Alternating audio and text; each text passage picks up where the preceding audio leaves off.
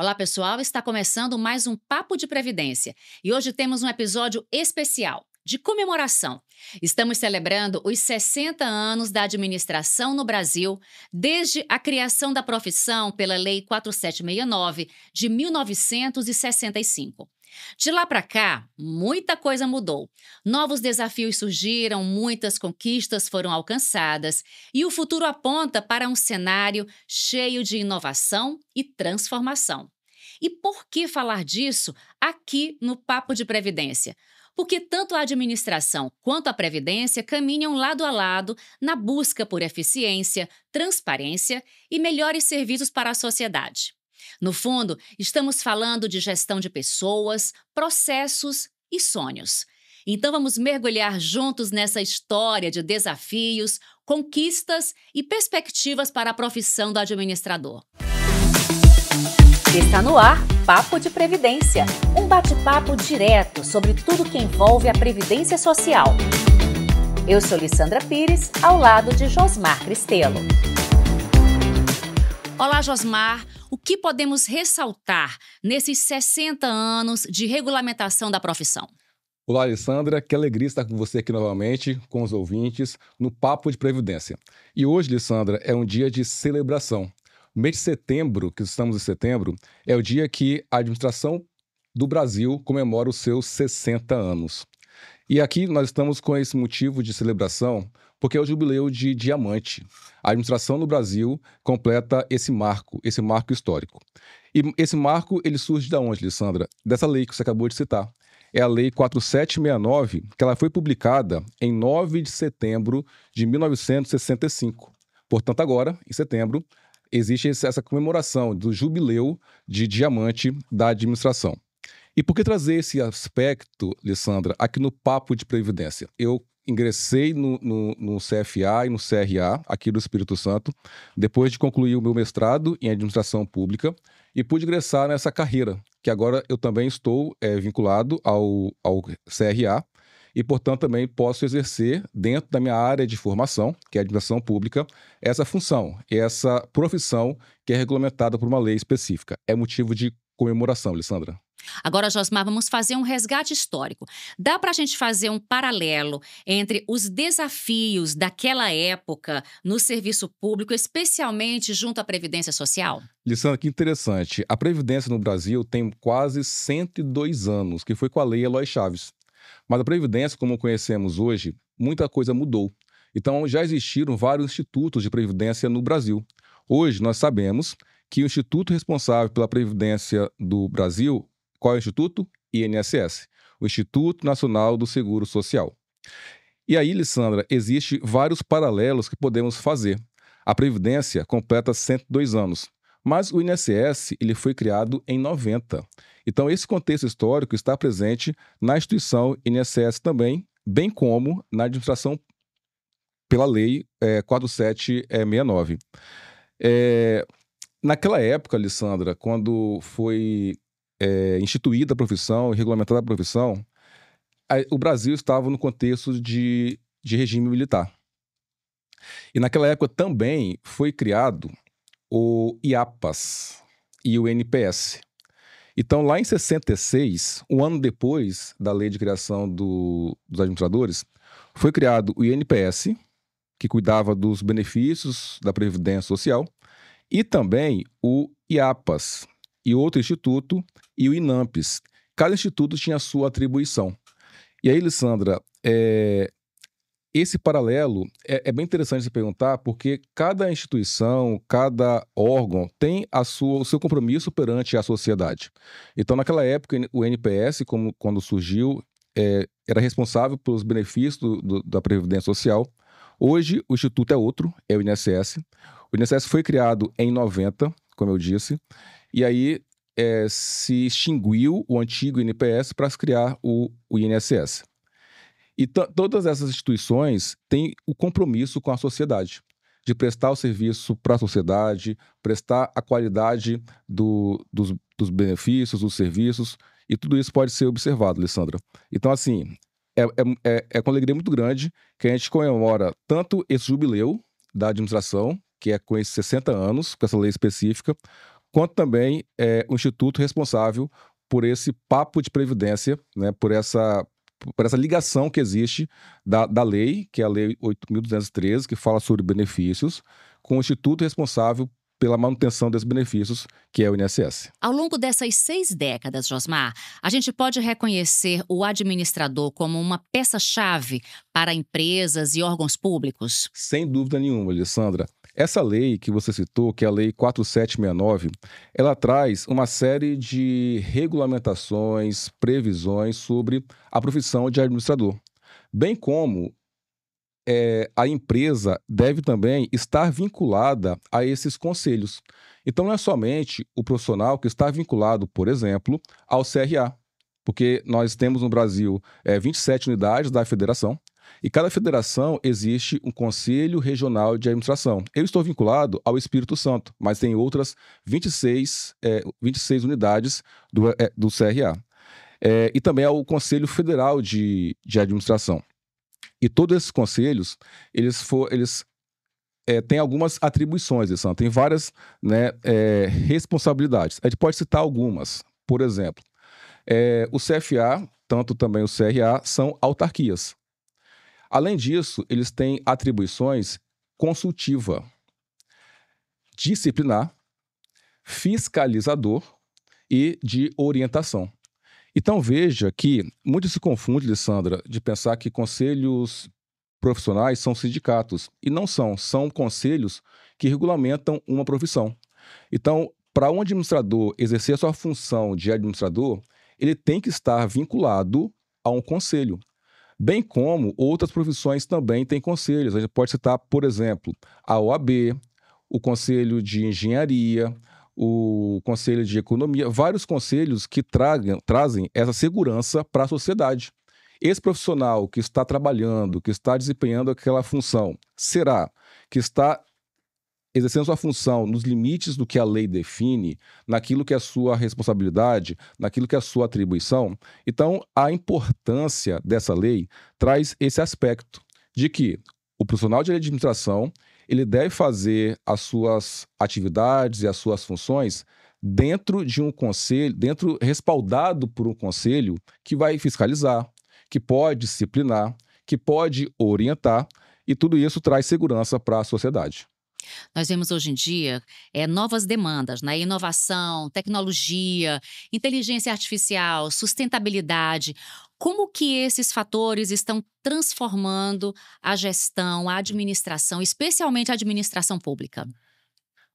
Lissandra, com relação à inteligência artificial, é muito interessante você perguntar isso, porque hoje essa nova tecnologia está presente na sociedade, na administração da iniciativa privada, na administração pública, nos organismos, nas instituições.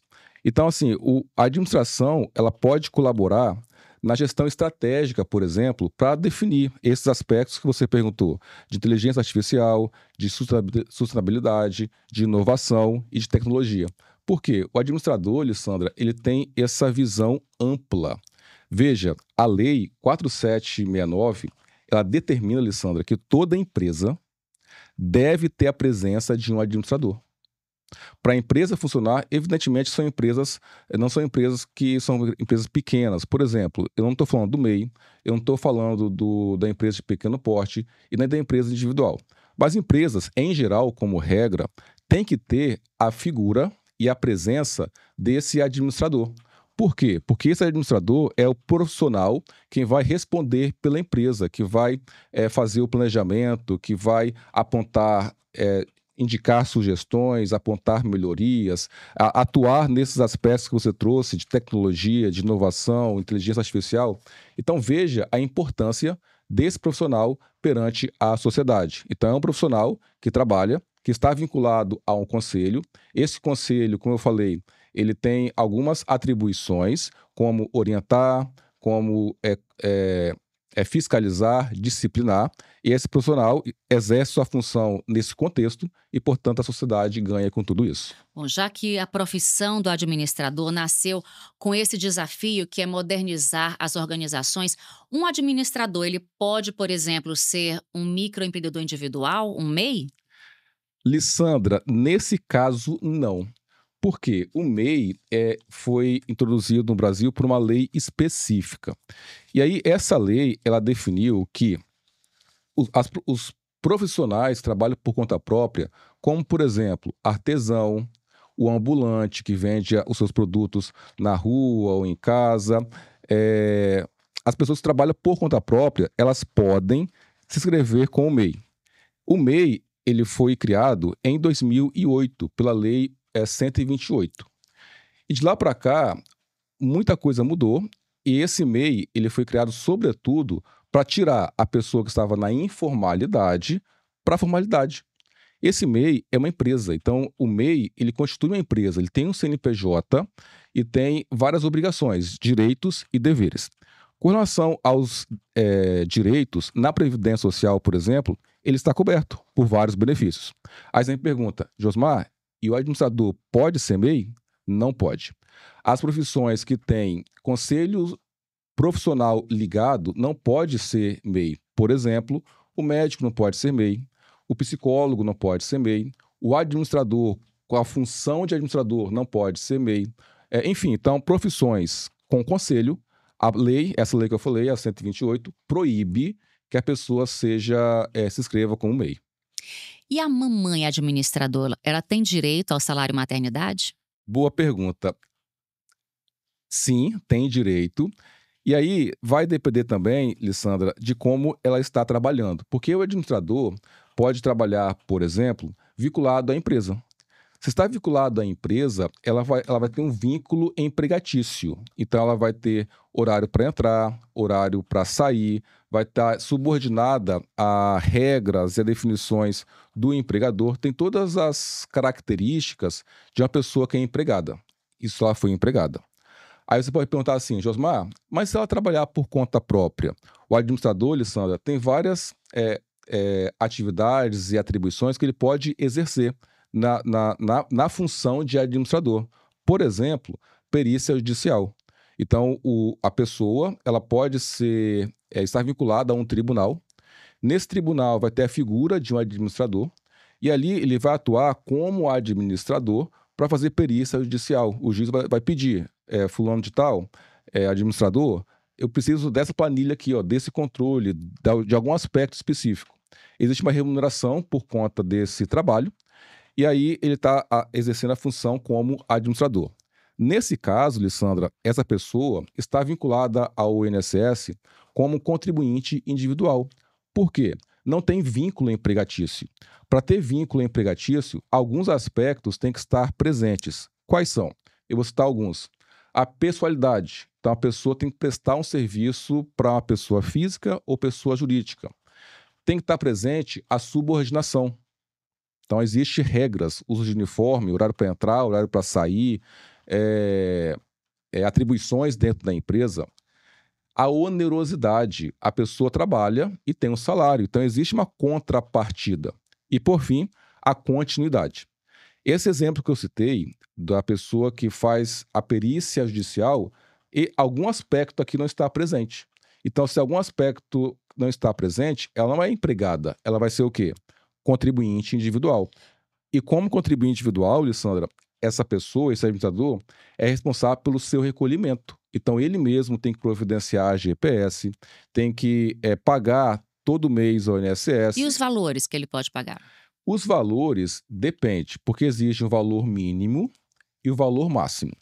O valor mínimo é com base no salário mínimo, que para esse ano está 1.518.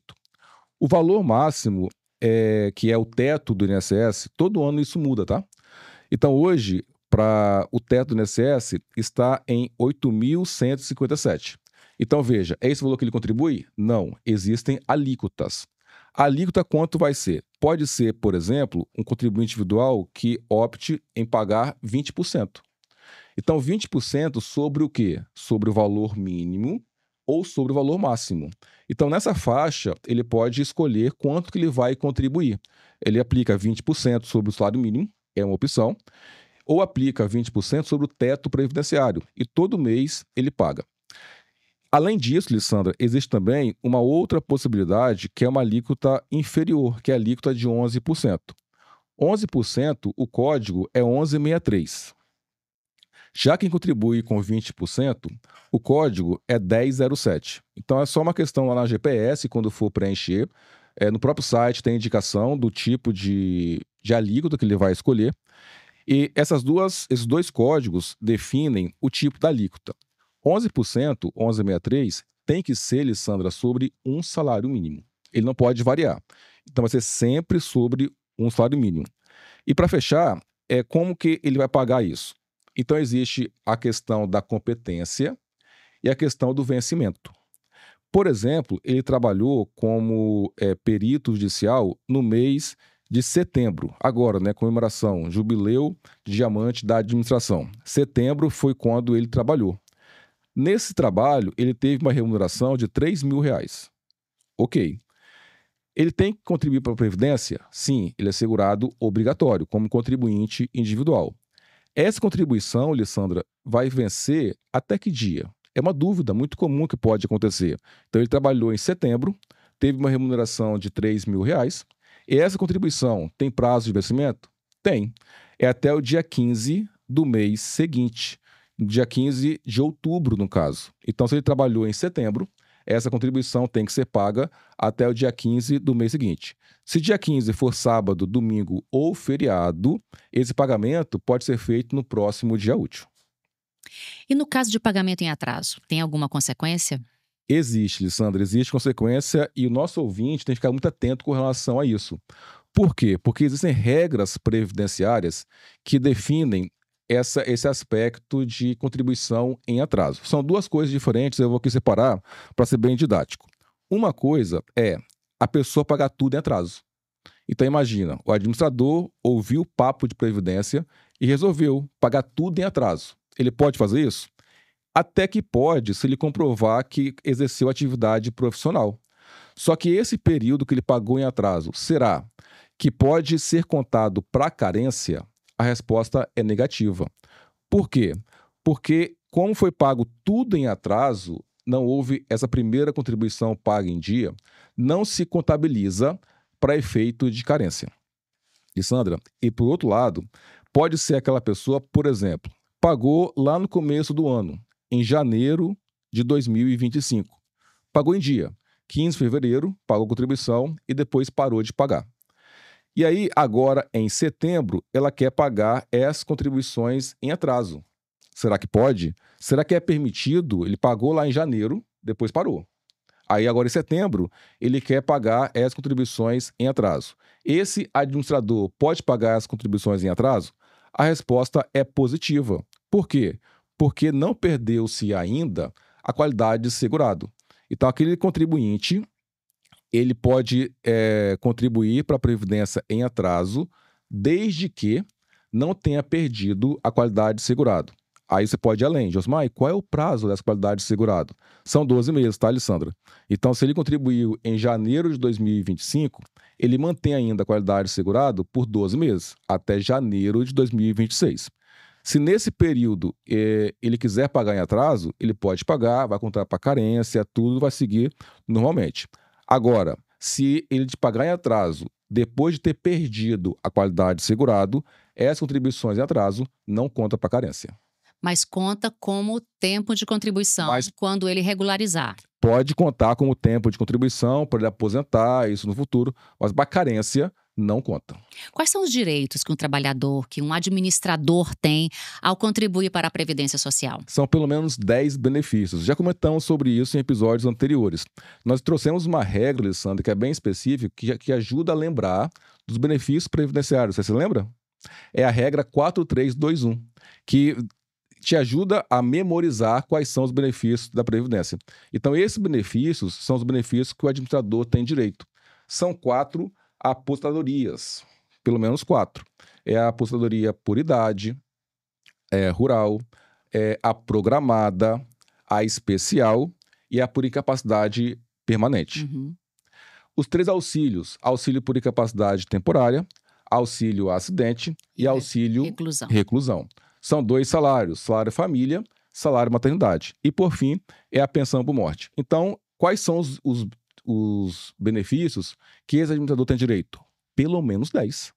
Pelo menos 10, e aí vai depender do fato gerador para que aquele benefício seja concedido. Mas o rol de benefício da Previdência Social é esse que eu acabei de falar. Bom, a Previdência ela mudou bastante. Hoje em dia os serviços estão digitalizados e trouxe uma mudança bastante significativa para a gestão. Qual o papel do administrador nesse processo?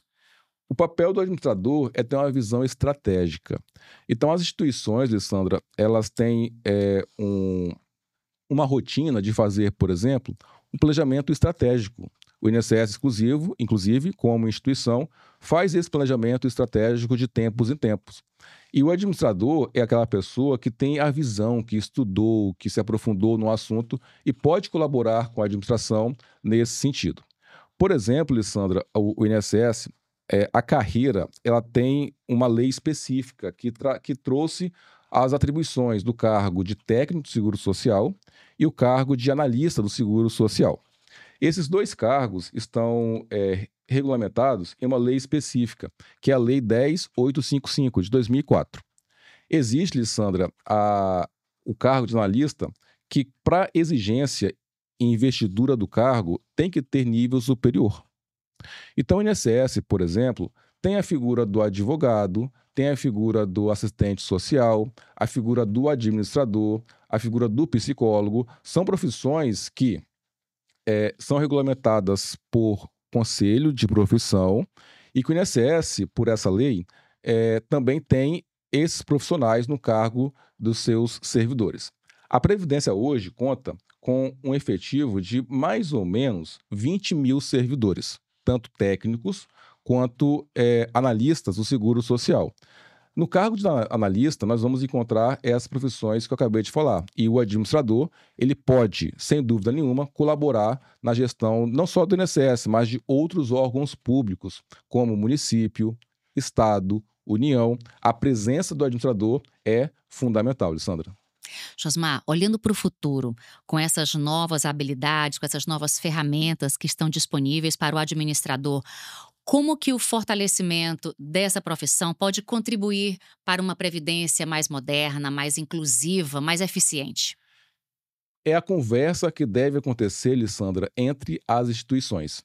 Então, olhar do futuro, eu vejo o INSS conversando com o CFA, o CRA conversando com as prefeituras, o Conselho conversando com órgãos públicos. Para quê? Para que a sociedade receba um serviço de qualidade. Então, os conselhos de profissão e o CRA e o CFA não seria diferente, garante que tudo isso seja feito com qualidade, que a profissão seja exercida.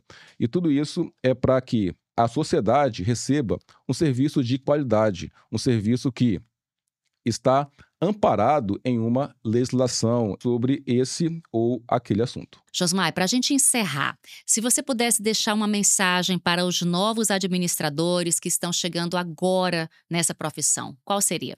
Venha para o conselho, venha para o CRA, porque foi assim, Alessandra, que eu ingressei no CRA. O meu ingresso no CRA, como eu falei antes, foi por meio do mestrado. Então, o mestrado em administração pública foi a porta de entrada que eu pude ter para acessar o CRA e ter um registro, né, nesse conselho. O Brasil hoje, fonte do CFA, tem um quantitativo de administradores muito próximo à população de Vitória. Sabia? A população de Vitória tem em torno de 330 mil habitantes. O CFA diz que, em termos de efetivo de administradores, o Brasil conta com aproximadamente 400 mil administradores profissionais. Isso é muito interessante, porque as empresas, como eu falei, a lei ela exige a presença de administradores nas empresas. Mas não é só isso, não é só nas empresas. A profissão em si, de administrador, tem uma série de competências, de saberes, de expertises que a sociedade ganha com isso. Então, para esses novos administradores, eu tenho um conselho. Venha para o CRA do seu estado, seja, no meu caso aqui, Espírito Santo, mas todas as unidades da federação têm o CRA, e esses CRAs, das 27 unidades da federação, se vinculam ao CFA, que é o Conselho Federal de Administração.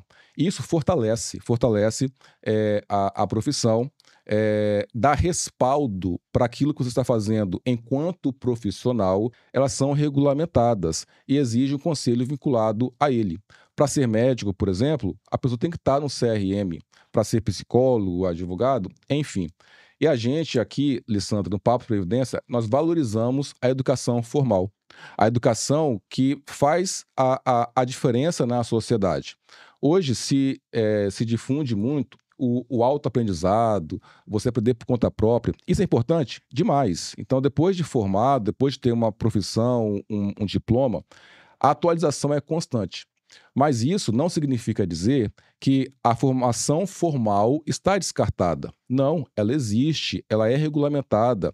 Então ninguém, por exemplo, pode, por conta própria, falar assim, hoje eu quero ser médico e vou estudar por conta própria. Não pode. A pessoa tem que seguir um caminho de educação formal, tem que receber um diploma, depois disso tem que ir para o conselho para então exercer a profissão de médico. Da mesma forma também é a profissão de administrador. A pessoa não pode, por conta própria, falar, eu sou administrador. Não.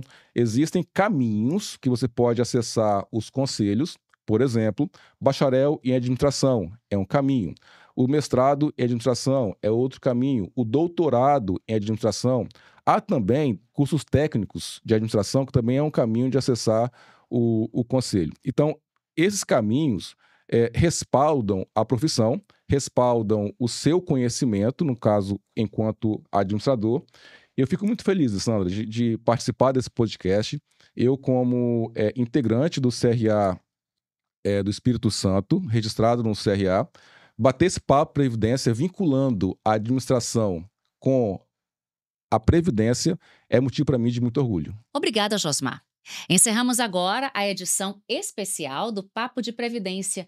Parabéns aos administradores. Que venham muitos anos de conquistas compartilhadas com a nossa sociedade. Obrigada e até o nosso próximo encontro.